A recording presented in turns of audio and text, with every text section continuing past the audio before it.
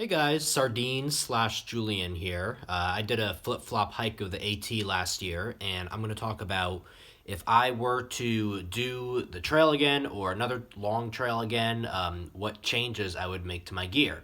So basically, what did I learn about gear on this trip? So I made a list of everything that I brought with me, and I went through it, and basically said, all right, so I would change this for this for that, that. So I'm just gonna go through and tell you the things that I would change. I would get a new pack. I hiked with the Osprey Exos 58 liter, and it's a good pack, but I feel like I would want to go for a lighter weight pack. Like I could definitely save like at least a pound going with one of the ultralight ones. So I'm not set on which pack I'd get, but I would consider a Z Packs one or a ULA one. Those were like the two that I saw on trail that I kind of liked. But I would be open to some other options. But basically something lighter, like I could save a whole pound on a new pack there.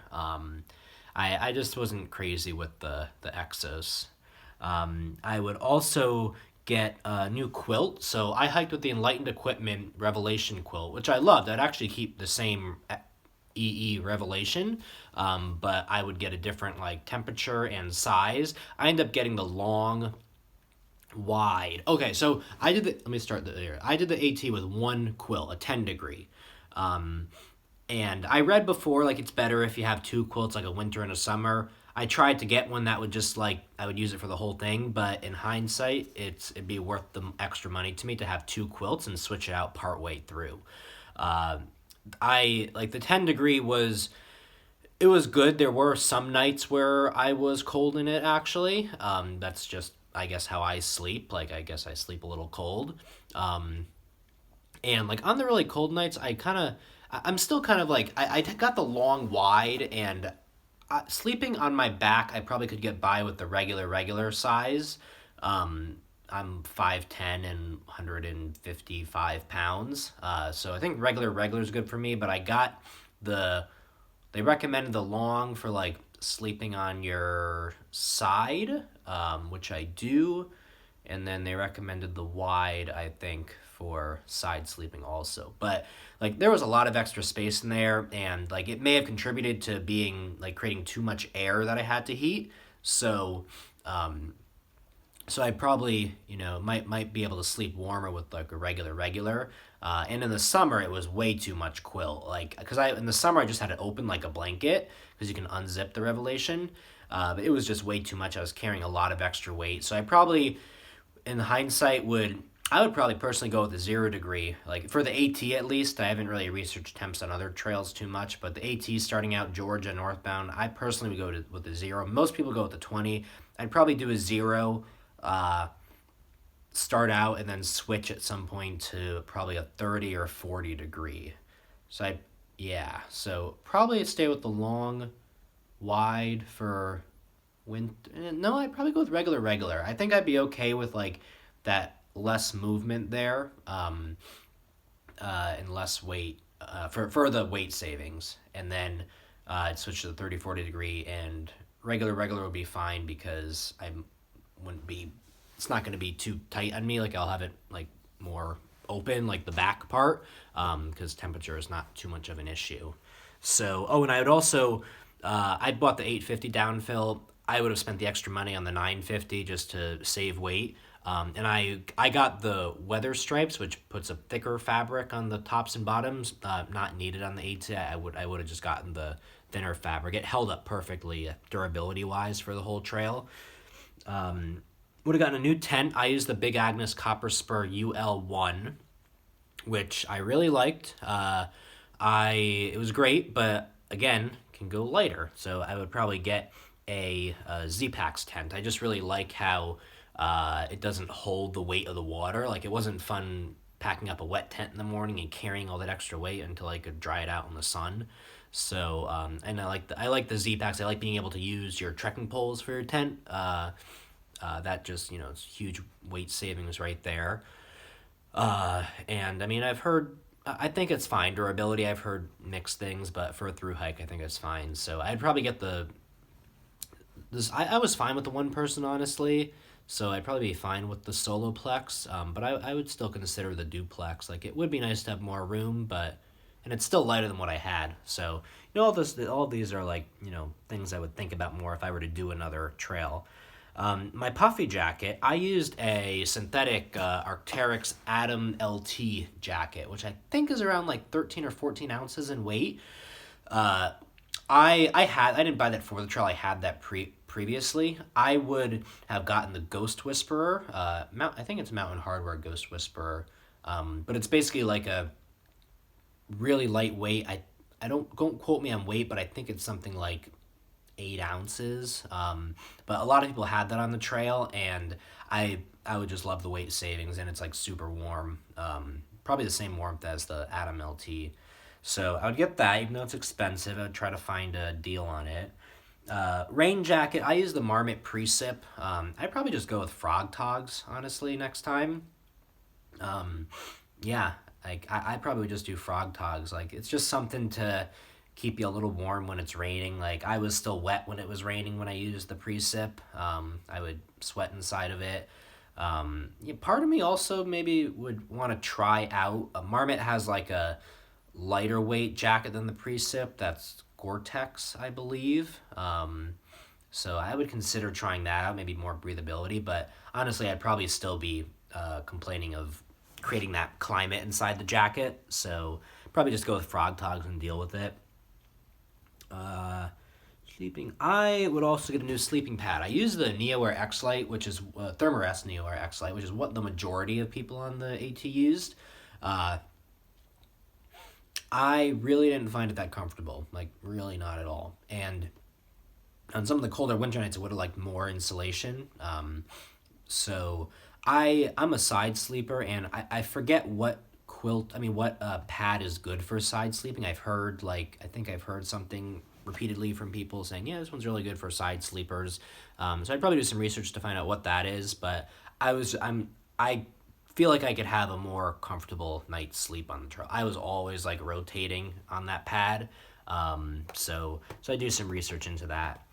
I used a Sea to Summit food bag. I would use a Z-Pax one because I didn't like how mine would, when it rained, it would be a little wet inside. I think it just absorbed through the fabric. I mean, maybe in the beginning it wasn't like that, but I used the same bag for the whole hike, and like it got holes and stuff. But I would really like to have a bag that's kind of seals that water out more. Just the Z-Pax Cuban fiber is really good for doing that. So I would get that. And what else? Oh, Pocket Rocket. So I bought a Pocket Rocket maybe like 3 years ago. They came out with a new version. The only thing I didn't like about the old Pocket Rocket is the stands where you put your pot. They're long and they don't fold in, so you have like awkward points sticking out. I stopped carrying the case to save a little bit of weight. But the new Pocket Rocket, you can actually fold those points in, so it's a lot more compact. And I could just I would feel like I would store my Pocket Rocket inside my pot, and it would quite like scratch up the pot. Because it would always sit in like the same way, and like you're hiking with it, it would like wear just those areas kind of like precisely. So I would like the new Pocket Rocket because I could just put it anywhere in my pack. New. I would probably get a different pillow. I use the Sea to Summit, not their lightweight pillow. They have like an Aeros pillow or something. Like the more comfortable one. I'd probably just get the lightweight one. I think that would have been fine. Maybe look into some other options there. I would get a new headlamp. I used the Black Diamond Storm. Now this was an older version. I bought it probably like 3 years ago. But the new one has a brighter main beam where I didn't do much night hiking, and the one I had was fine for night hiking, but I prefer just more visibility, like brighter light at night. So probably would have just stayed with Black Diamond. The new one also has a green LED, which I heard is good for like bugs aren't attracted to it. So when I'd be in my tent, red or white light, the bugs would kind of get all at me, the moths. It was really annoying. So I don't know how well that actually works, but I would look into that. Um, yeah. I would get new trekking poles. Mine were great. I used the Black Diamond Alpine Carbon Cork. Yeah, they are like they have the flick lock things. They have three sections, and it folds up. It collapses into each other. I the only thing I would do different is like poles are poles. You know, they help you hike. That's it. Like you don't need to get fancy. Plenty of people use Walmart poles.